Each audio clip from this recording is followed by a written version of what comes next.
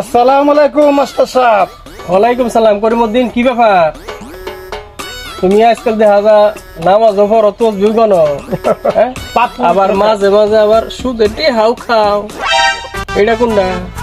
শুনবে এটা বলে ভুল। আপনি আমার জ্ঞান দিবার আইন না জন্য। আমি ভাই তোমার জ্ঞান দিবার আইছি না, মানে ইমামের কথা কিছু বলতে চাইছি। বুঝছি, এটা বহুত ইমামের কথা তুমি বলছি। সুদ টুদ খাইলে কুরবানি হইতো না, বুঝছো? আর এই যে নামাজও ঠিক হইতো না।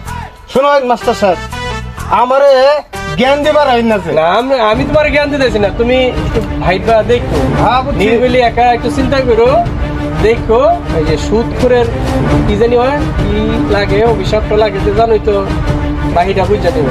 ভালো হয়ে যাও, ঠিক আছে? সুদ খাওয়া ছাইরা যাও, আর সুদ খেলে জানো তো কি হয়, মুখ দেখালে পেট দো বাইর, হ্যাঁ? অন্য সময় আছে, ভালো হয়ে যাও। আমারে জ্ঞান দিবার আইছে, আর বেটা বুঝে না।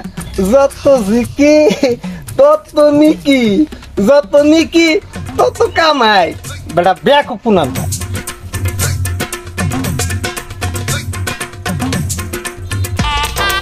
আসসালামু আলাইকুম। ওয়ালাইকুম সালাম। রহিম, কই যাও? যাইতেছি ওই যে করিমুদ্দি আছে না? হ্যাঁ হ্যাঁ, করিমউদ্দিন সুদ করে দেন।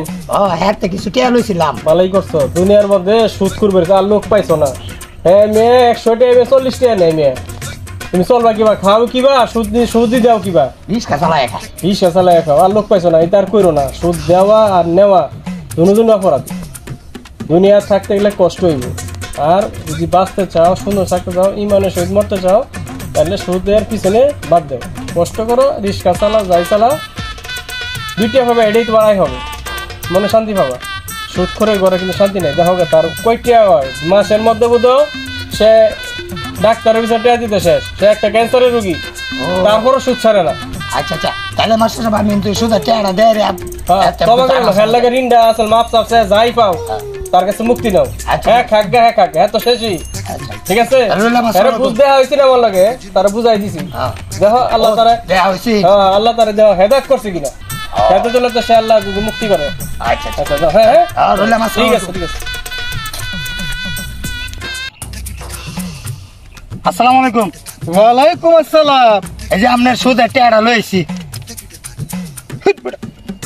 এই রোজা রমজান মাসে সবার সামনে টেগুন লাগে বেড়ে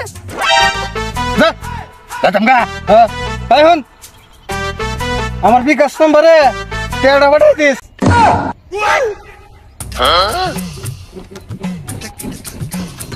বাবা